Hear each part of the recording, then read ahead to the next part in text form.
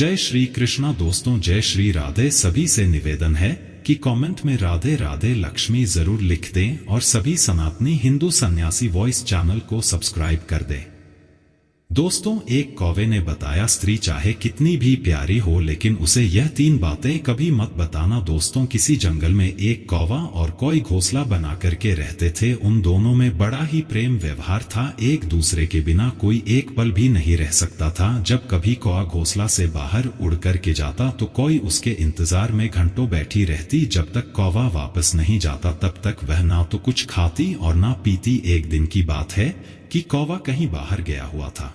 कोई उसके इंतजार में काफी देर से बैठी थी। कुछ देर के बाद कौवा आता हुआ आया और चुपचाप जाकर के अपने घोंसले में लेट गया। कौवे की इस तरह की हालत को देख करके कोई उसके पास गई और कहने लगी कि क्या बात है, आज तुम बहुत उदास दिखाई देते हो। कौवा कहने लगा, कोई बात नहीं है, लेकिन कवि जिद करने लगी कि तुम मुझसे कुछ छिपा रहे हो। बार बार कवि के जिद करने पर कौवा कहने लगा, तुम मुझसे यदि कुछ पूछना ही चाहती हो तो इससे पहले मैं तुम्हें एक कहानी सुनाता हूँ। उस कहानी को तुम ठीक से समझ लो, इसके बाद तुम्हें जैसा उचित लगे वैसा करना। कौवा कहानी सुनाने लगा। कौवा कहने लगा कि किसी राज्य में एक राजा और रानी दोनों रहते थे। राज्य में हर तरह की सुख सुविधाएं थी, घोड़े, दास दासियां, अनेक तरह का धन दौलत, उनके पास सब कुछ था। यदि उनके पास कुछ नहीं था तो वह थी संतान। इसी कारण से राजा और रानी दोनों बहुत ही चिंतित रहते थे। उस राजा और रानी ने अनेक तरह के धार्मिक अनुष्ठान किए, मंत्र किया, जप तप किया, अनेक तरह का पूजा पाठ किया, लेकिन कोई फायदा नहीं हुआ। राजा रानी दोनों बुढ़ापे की ओर बढ़ते गए, बुढ़ापे की ओर बढ़ते गए। एक दिन की बात है कि राजा और रानी यह सोच करके बड़ी ही चिंता में व्याकुल होने लगे कि अब राज्य का क्या होगा, हमारे राज्य का कौन वारिस बनेगा। इतना बड़ा राज्य है, इसको कौन संभालेगा, कौन लेगा हमारी प्रजा की जिम्मेदारी। राजा और रानी दिन रात इसी चिंता में भूलने लगे। उनको खाने पने की विसुध भी नहीं रहती थी। एक दिन सुबह की बात है कि राजा के दरबार में एक साधु आता है और दासी दौड़ करके रानी के पास जाती है। रानी दासी से कहती है कि यह मेरा अंतिम दान धर्म है, इसके बाद मैं अपने हाथों से कोई दान नहीं करने वाली। रानी चावल से भरा हुआ एक कटोरा हाथ में लेकर के बाहर आती है और साधु की झोली में बिछा डाल देती है। उसके चेहरे पर छाई हुई व्याकुलता को देख करके वह साधु उससे पूछता है कि रानी क्या हुआ, आप इतना दुखी क्यों है। रानी साधु को सारी जो भी बात थी वह सब कुछ रोते हुए बताने लगी। साधु को रानी पर दया आ गई। कुछ पल गंभीर होने के बाद साधु कहने लगा कि चिंता मत करो रानी, आपकी संतान की इच्छा पूरी हो जाएगी। आपकी कोख से एक पुत्र जन्म लेगा, मात्र वह 14 साल तक ही आप लोगों को मिलेगा। उसके आगे वह इस मृत्यु लोक में नहीं रह पाएगा। इससे बढ़कर के आपको कुछ देना मेरे लिए संभव नहीं है। अपनी बात पूरी करते करते उसने अपनी झोली में से हाथ डाला और थोड़े से चावल निकालकर के रानी को दे दिया और कहा कि आप और राजा दोनों इस चावल की खीर बना करके दोनों खा लेना, इससे तुम्हें पुत्र की जल्दी प्राप्ति होगी। इतना कह करके वह साधु वहां से चला गया। उस साधु के जाने के बाद रानी सोचने लगी कि 14 साल तो सही है, उतने समय के लिए हमें पुत्र तो मिलेगा, यही काफी है। उतने साल तक मैं उसे जी जान से बड़ा करूंगी, उसका पालन पोषण करूंगी, उसे बहुत प्यार करूंगी, उसे दुलार करूंगी और अपनी संतान की जो हमारे मन में इतने दिनों से इच्छा मरी पड़ी हुई थी वह जीवित हो जाएगी। कौवा कहने लगा कि उस रात अपना सारा काज खत्म करने के बाद रानी राजा के पास पहुंची और राजा को जाकर के सारी बात बता दी कि साधु ने उसे कुछ चावल देकर के खीर बना करके खाने के लिए कहा। साधु महाराज ने यह चावल हम दोनों को खीर बना करके खाने के लिए कहा है। राजा कहने लगा, इतना दान धर्म किया, जब तब किया, कोई फल नहीं मिला, अब इस खीर से हमें संतान की प्राप्ति होगी क्या। उस पर रानी कहने लगी, जब इतना सब कुछ किया तो अब यह भी सही, इतना भी कर लेते हैं, हो सकता है इसके बाद ईश्वर हमारी इच्छाएं को पूरी कर दे। उस साधु के क्रोध को क्यों बुलावा दे, यदि उसका हम कहना नहीं मानेंगे तो वह साधु नाराज हो जाएगा। राजा को अब किसी पर विश्वास था नहीं, लेकिन पत्नी को दुख ना पहुंचे इसलिए वह राजा राजी हो गया। एक दिन क्या होता है कि राजा और रानी दोनों स्नान करते भगवान का नाम लेकर के अपने पूर्वजों का स्मरण करते हुए और उस संत का नाम लेते हुए उस चावल से खीर बनाते हैं और दोनों खा लेते हैं। उसके बाद निश्चिंत होकर के राजा और रानी दोनों सो जाते हैं। कुछ दिन बीत जाते हैं और साधु द्वारा कहे के अनुसार रानी गर्भवती हो जाती है उस पर राजा रानी बहुत ही खुश होते हैं और उनकी खुशी फूले नहीं समाती है। राजा रानी से कहने लगा कि महारानी सचमुच साधु महाराज की कृपा हमारे ऊपर बरस पड़ी है। जब उसका समय पूरा हुआ 9 माह के बाद पूरे समय के अनुसार रानी ने एक बहुत ही सुंदर पुत्र को जन्म लिया। बड़ा ही तेज था उसके चेहरे पर, मुखमंडल उसका चमक रहा था। राजा ने बड़ी धूमधाम से पुत्र के नामकरण किया और सारे राज्य में कई दिनों तक भंडारा चलवा उत्सव मनाया गया। और अब पुत्र की कुंडली को देखने के लिए राज्य के सबसे बड़े विद्वान पंडित को राजा ने बुलवाया। पंडित जी ने जब उस पुत्र की कुंडली को देखा तो पंडित जी कुंडली देख करके बहुत चिंतित हो गए। कहने लगे कि महाराज, जो यह पुत्र है सिर्फ 14 साल तक जीवित रहेगा। राजा को इस बात की भनक भी नहीं थी। रानी को भी साधु महाराज की बात याद आ गई। दोनों चुप रह जाते हैं। उसके बाद राजा और रानी बड़े लाड़ प्यार से बेटे का पालन पोषण करते हैं। उस बेटे की हर ख्वाहिश को, हर जीत को वे पूरी करते हैं। थोड़े समय के लिए ही सही भगवान ने संतान की अपनी मुराद पूरी कर दी। इससे वह हमेशा अपना किस्मत मानते थे। राजपुत्र दिन प्रतिदिन बड़ा होता गया। जब वह 7 साल का हो जाता है तो राजा एक अच्छे गुरु की नियुक्ति करके उसे पढ़ाई लिखाई में राज शस्त्र विद्या का और घुड़सवारी आदि जब भी 12 विद्याओं का शिक्षण कराते हैं। जब वह सब शास्त्र और विद्या में पारंगत हो जाता है और 12 साल की उम्र का वह जब बालक हो जाता है, तब एक अच्छी सी राजकन्या को देख करके उस बालक की शादी करवा दी जाती है। 2-3 साल बीत जाते हैं। बेटा जब 15 साल का हो जाता है तो एक दिन वह राजपुत्र राजा से कहता है कि पिताजी, मैं अपने राज्य को घूम करके देखना चाहता हूँ। आज तक मैंने इस राज दरबार के और इस महल के सिवाय मैंने बाहर कुछ नहीं देखा है। बेटे की बात को सुनकर के राजा बड़ा परेशान हो जाता है, क्योंकि पुत्र को 14वां साल शुरू हो गया था। अब कोई अनहोनी होने का वक्त नजदीक आ पहुंचा था, लेकिन राजा यह सब बातें पुत्र को नहीं बता सकता था। वह क्या करता कि चेहरे की खुशी लाकर के बेटे से कहता, हाँ हाँ जरूर जाओ बेटा, तुम्हें अपना सारा राज्य घूम करके देखना चाहिए। कहाँ क्या है यह सब जानना बहुत जरूरी है। कल मेरे बाद ही को इस राज्य का राजा बनना है। मात्र एक बात का ध्यान रखना, तुम जहाँ जा रहे हो, क्या कर रहे हो, यह बात अपनी पत्नी को कभी मत बताना। पुत्र कहता है, ठीक है पिताजी, आपने जो भी कहा है मैं वैसा ही करूंगा। एक दिन क्या होता है कि राजपुत्र दिन भर अपनी पत्नी के साथ मौज मस्ती करता है, खुशियां मनाता है और रात को ठीक 12 बजे बिस्तर से उठ करके बाहर चला जाता है। फिर सुबह होने से पहले वह वापस अपने महल में आकर के सो जाता है। ऐसे बहुत दिनों तक चलता रहा। अब पुत्र का 14वां साल खत्म होने में कुछ ही दिन समय शेष रह गया था। एक दिन की बात है कि उसकी पत्नी छोटी रानी रात में जाग जाती है। रानी देखती है कि बिस्तर पर जो वह राजकुमार है वह नहीं। महल में सब जगह देखती है, खोजती है, पर वह कहीं नजर नहीं आता है। क्या करेगी, किससे कहेगी, वह चुपचाप रहती है। फिर सुबह होने पर वह देखती है कि उसका पति अपने बिस्तर पर सोया हुआ है।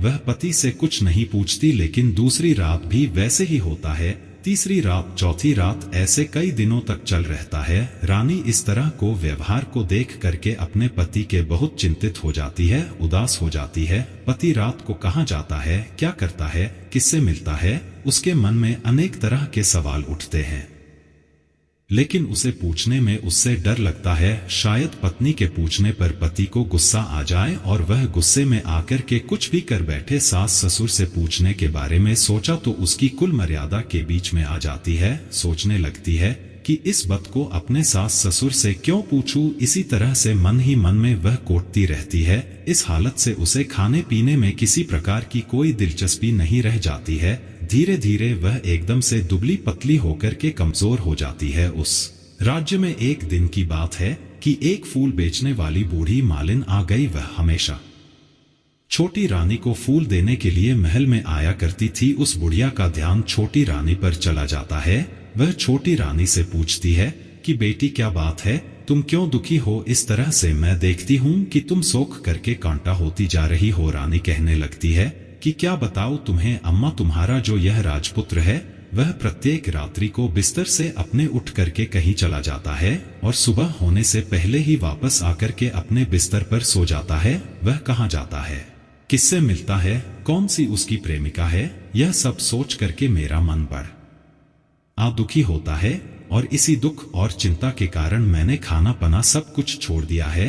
और इसीलिए सख करके मैं कांटा बन गई हूँ। बुढ़िया की बात सुन करके उसे एक उपाय बुद्धि हवा बताती है, कहती है कि बेटी ऐसा करना कि आज रात तुम सोना मत, उसके पीछे जाकर के देखना कि वह कहाँ जाता है, क्या करता है, किससे मिलता है, उसकी ठीक से पहरेदारी करना। पर मुझे नींद आ गई तो क्या करूंगी। वह बूढ़ी माई कहती है कि नींद ना आए इसलिए एक काम करना, अपने बाएं हाथ की उंगली में एक छोटा सा जख्म बना लेना और उस पर थोड़ी सी मिर्च लगा करके उस पर छिड़क देना। उससे तुम्हें बड़ी जलन होगी और उस पीड़ा से तुम्हें रात भर नींद नहीं आएगी। रानी बुढ़िया के कहने के अनुसार अपनी उंगली में एक छोटा सा घाव बना करके और उस पर थोड़ा सा मिर्च लगा लेती है और उसे नींद नहीं आती है।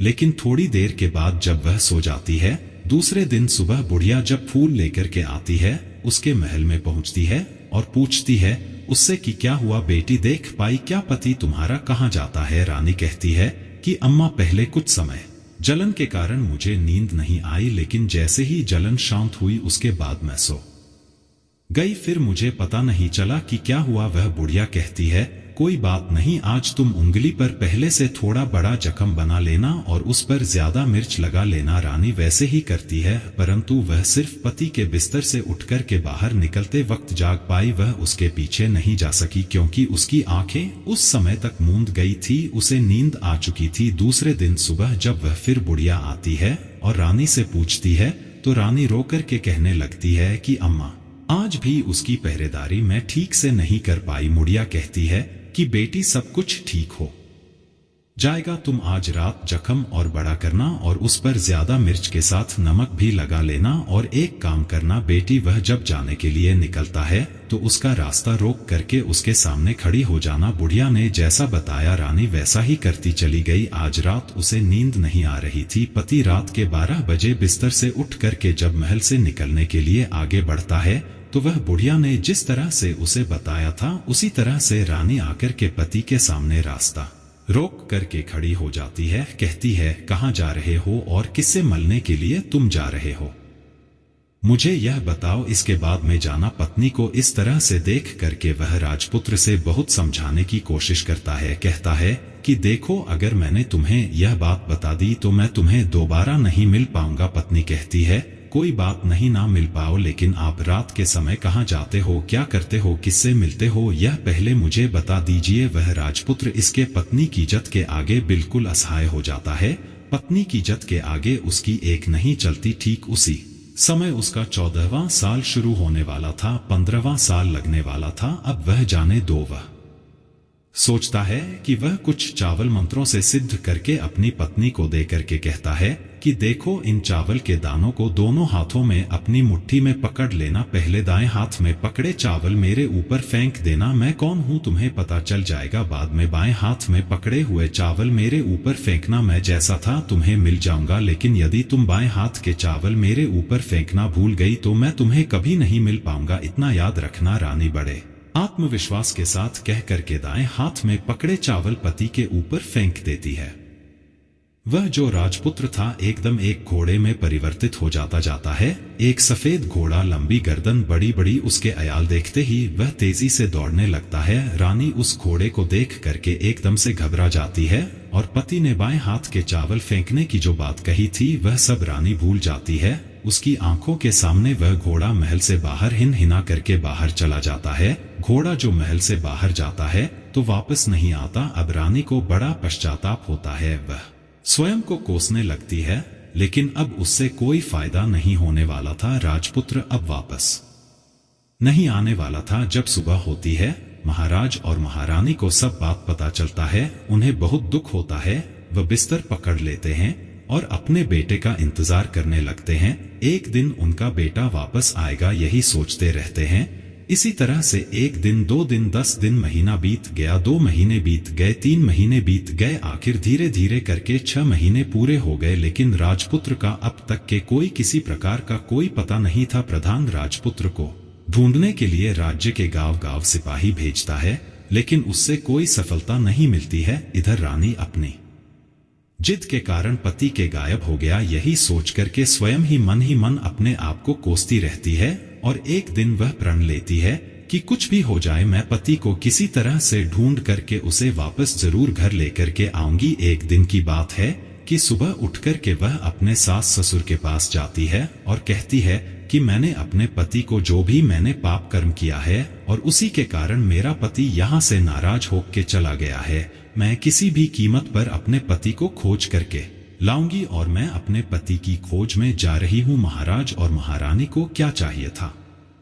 उनका पुत्र था, बेटा किसी तरह से उनको मिलना चाहिए था। वह बहू को जाने की आज्ञा दे देते हैं, कहते हैं कि बेटी तुम्हें जो चाहे वह करो, जहां जाना हो वहां जाओ, लेकिन हमारे बेटे को वापस लेकर के आओ, भगवान तुम्हें कामयाबी दे। अब रानी क्या करती है, वही भेष बदल करके एक सेठानी बन जाती है और अपने साथ कुछ नौकर और दासिया को लेकर के थोड़ा सा कुछ सामान अपने हाथ में लेकर के राज्य की सीमा पर जाती है और वहां एक बड़ा सा भोजनालय खोल देती है। वह आने वाले सब यात्रियों को वह मुफ्त में खाना खिलाने लगती है और उनसे कहती है कि तुम्हें जो खाना खाना है उसके लिए एक शर्त है, कोई अजीब चीज उसकी मालकिन को यानी राजकन्या को बतानी पड़ेगी जो वहां आने वाला हर नागरिक अपनी तरफ से मैंने यह देखा है, मैंने वह खा है कहकर वहां से मुफ्त खाना खा कर के जाता था। परंतु रानी को जो बात चाहिए थी वह अब तक नहीं मिल चुकी थी। ऐसे ही कई दिन बीतते गए। एक दिन क्या होता है कि रानी के महल फूल लेकर के जाने वाली बुढ़िया के एक बेटा और बहू थे। उनका एक छोटा बेटा था यानी बुढ़िया का एक पोता